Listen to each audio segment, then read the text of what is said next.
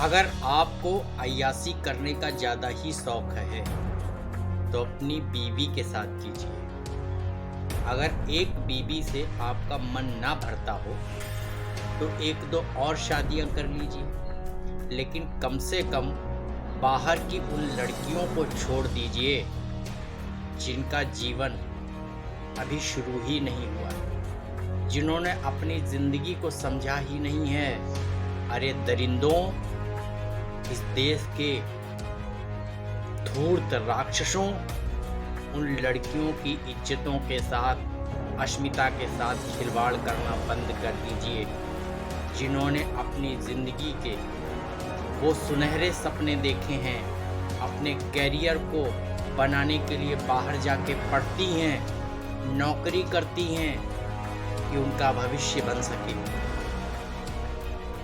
उन लड़कियों की इज्जतों के साथ, अस्मिता के साथ, चरित्र के साथ ये दरिंदगी का, ये अश्लीलता का, चरित्रहीनता का नाटक खेलना बंद कर दीजिए।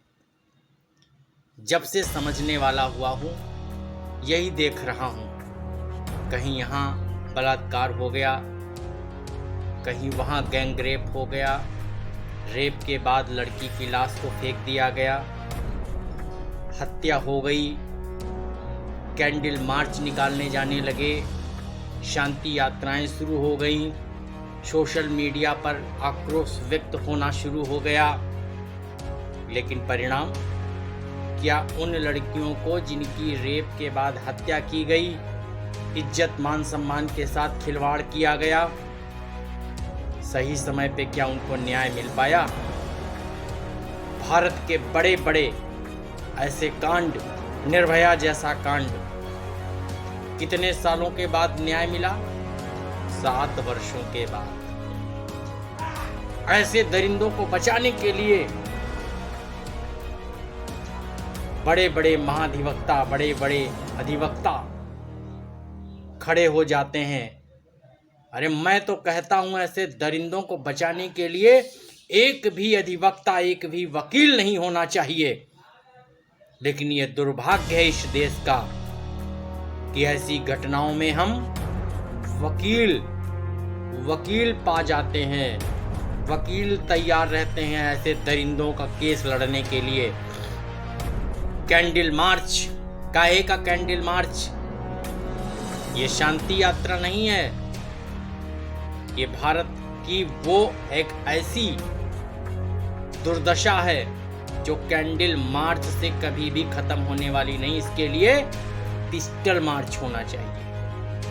लड़कियों को कैंडल मार्च नहीं निकालना चाहिए, लड़कियों के हाथों में पिस्टल होना चाहिए, शस्त्र होना चाहिए, क्योंकि ये मोमबत्ती जलाने से ये दरिंदे कभी भी मानने वाले नहीं, इनकी दरिंदगी खम होने वाली नहीं। मैं ये देख रहा हूँ कि सरकारी तंत्र में, कार्यस्थल पर जिनकी उम्र, जिन अधिकारियों की उम्र, जिन कार्मिकों की उम्र 50 वर्ष क्रॉस हो चुकी है, वो भी उस कार्यस्थल में आने वाली बहुत कम उम्र की लड़कियां जो बेटी के समान होती हैं, उन पर भी अपनी कुदृष्टि डालने में कोई कम नहीं है। शासन के ऐसे बहुत से विभागों में, सरकारी तंत्र के ऐसे बहुत से विभागों में मैंने देखा, और मैंने स्वयं लड़ाई लड़ी है एक ऐसे ही प्रकरण में जहां उच्च अधिकारी जिसकी उम्र 50 वर्ष से ज़्यादा थी और एक प्रोबेशन पीरियड में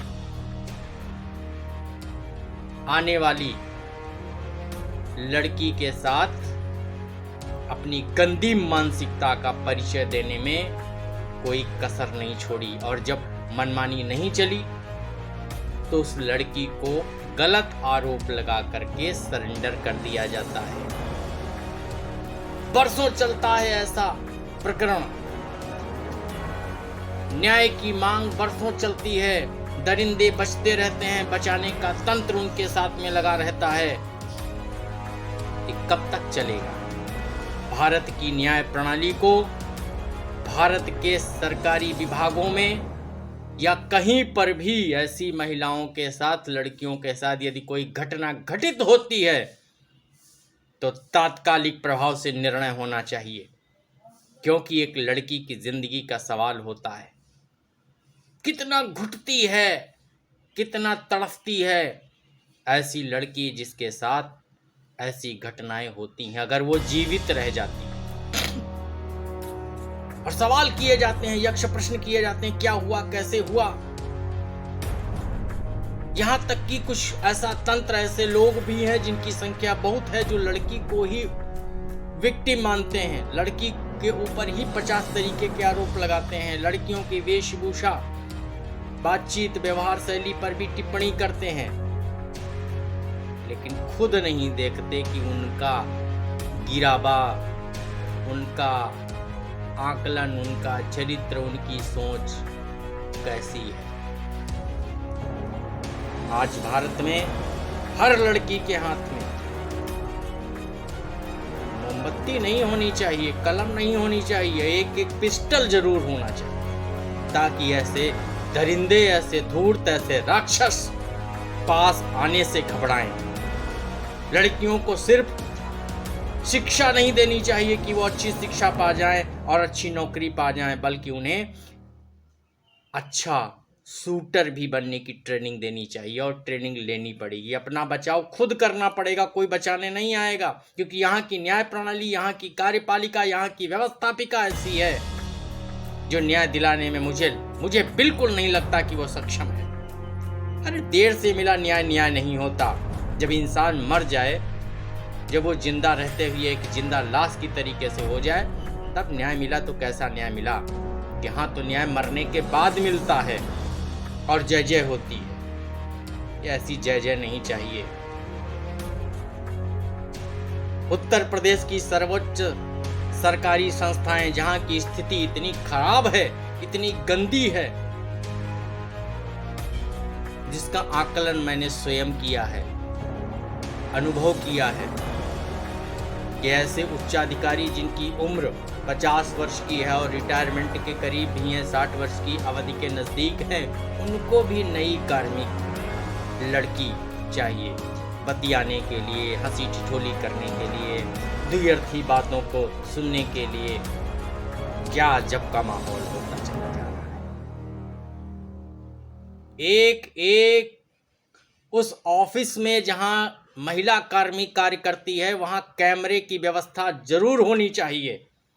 कैमरे नहीं है और घटनाएं घटित हो जाती हैं। बाद में जब जांच की प्रक्रिया शुरू होती है तो गवाह मांगे जाते हैं, सबूत मांगे जाते हैं। अरे कैमरा लगवाइए, सीसीटीवी कैमरा लगवाइए जहां एक भी महिला कार्मिक कार्य करती है। यहां तक कि बेसिक प्राइमरी विद्यालयों में भी कैमरे की व्यवस्था होनी चाहिए। सरकार को ध्यान देना चाहिए, कैमरे की निगरानी में सारी चीजें होनी चाहिए और कंट्रोल रूम उसकी निगरानी करे, अन्यथा घटनाएं घटित होती चली जाएंगी। और आप जब जांच शुरू होगी, अगर कोई महिला लड़ना चाहती है, बहुत सी महिलाएं तो लड़ना ही नहीं चाहती हैं, लड़ ही नहीं पाती, खाली इस डर से कि कुछ होने वाला नहीं, उनके मन में बैठ गया है कि कुछ नहीं होने वाला, उल्टे हमारी बेइज्जती होगी, हार होगी और हम कुछ नहीं कर पाएंगे, क्योंकि प्रणाली ऐसी है, तंत्र ऐसा है। कार्यस्थल पर महिलाओं के लैंगिक उत्पीड़न के संबंध में भारत सरकार ने, सुप्रीम कोर्ट ने गाइडलाइन दी, कानून बना, विशाखा समितियां गठित होनी चाहिए। लेकिन कितने विभागों में विशाखा समितियां गठित हैं, और गठित हैं तो उसमें आने वाले प्रकरणों का समयबद्ध तरीके से पूर्ण न्यायिक व्यवस्था के साथ में कितना अच्छे तरीके से निस्तारण हो जाता है। आप जरा जाके देखिए विशाखा समितियों का क्या हाल है। उत्तर प्रदेश की सर्वोच्च संस्था उत्तर प्रदेश सचिवालय लखनऊ का ही एक प्रकरण है, जिसमें 3 - 3.5 वर्ष हो गए हैं। विशाखा समिति में एक प्रकरण की जांच अभी भी चल रही है।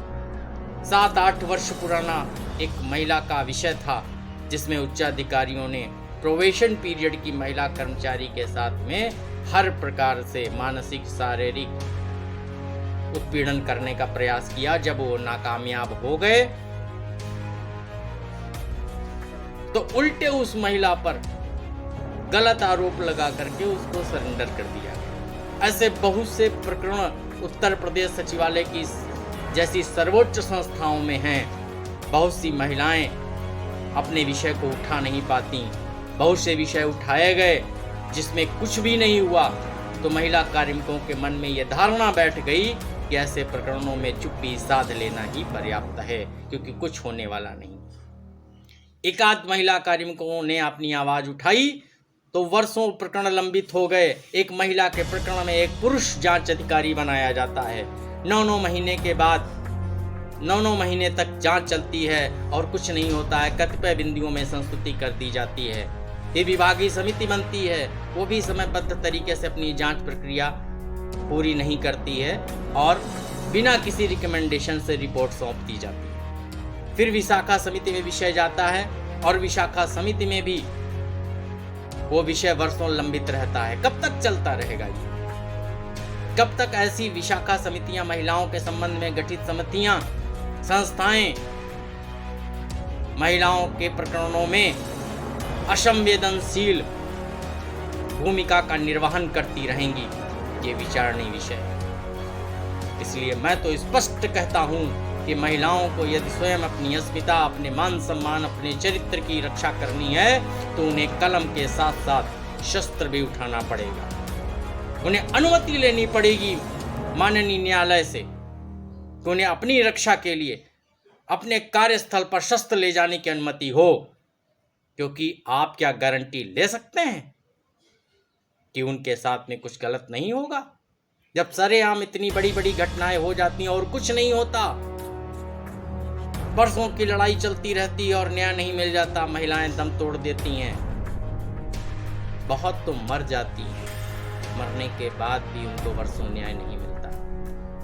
इस देश की व्यवस्था पर सोचना पड़ेगा। कैंडल मार्च पर्याप्त नहीं है, पिस्टल मार्च ही जरूरी है। क्योंकि जब तक ऐसे विषयों में क्रांति नहीं होगी, कुछ नहीं होने वाला मित्रों। इसलिए बेटी को पढ़ाओ, फिर बेटी को बचाओ, क्योंकि दरिंदे सब जगह बैठे हुए हैं।